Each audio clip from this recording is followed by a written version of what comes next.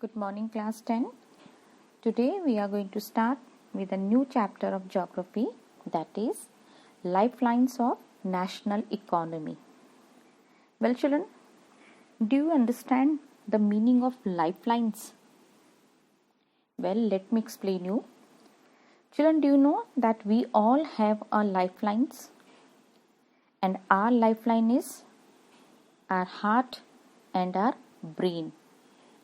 Because it's our heart and brain which works together, and because of which our body functions, they all work. Similarly, children, even the country has its lifelines. And do you know the lifelines of country is the means of transport and communication.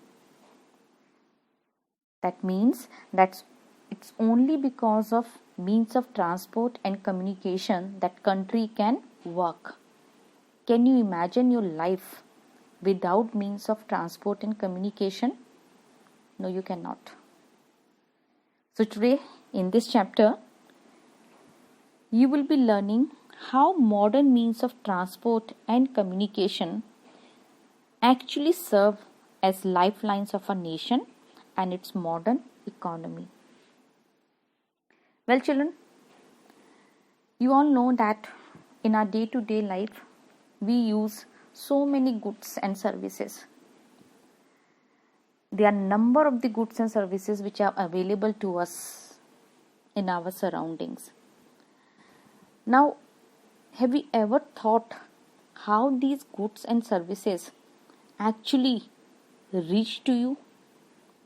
Because you know very well that these goods and services, they are produced at one place, and then you know very well that from that place of production it is been supplied to the different places, and then how it reaches to us.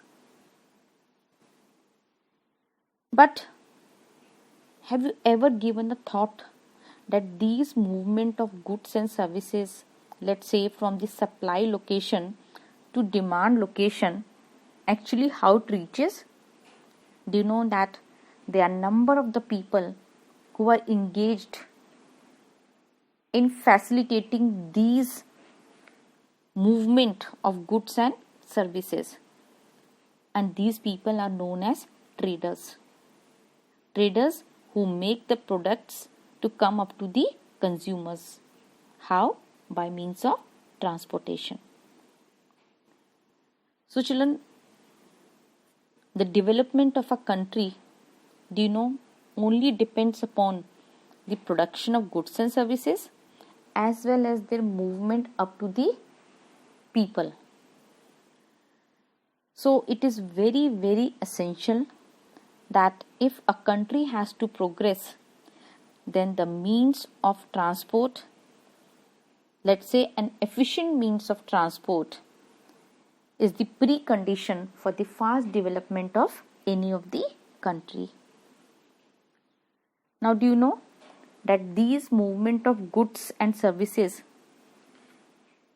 can be over three important domains of our earth, that is land, water and air. So children, based on these transport, we can classify them into the three means of transport, that is land, water and air. Do you know, today the world has shrunk. It has become a small village only because of the efficient and fast moving transport. If you see over here, we have a three means of a transport, that is land, water and air, where land is further classified to be as roadways, railways and pipelines.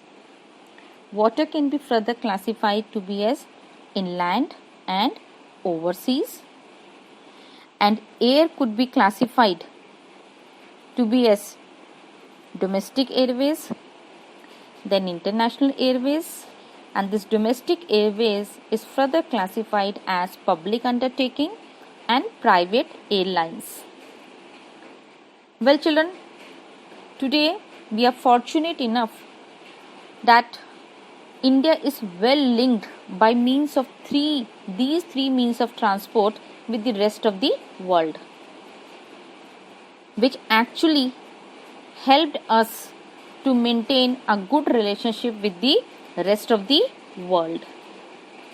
So children, these transport, communication and trade, they all are complementary to each other, because one is incomplete without the another. They all are related to each other, and that is why we say they are complementary to each other.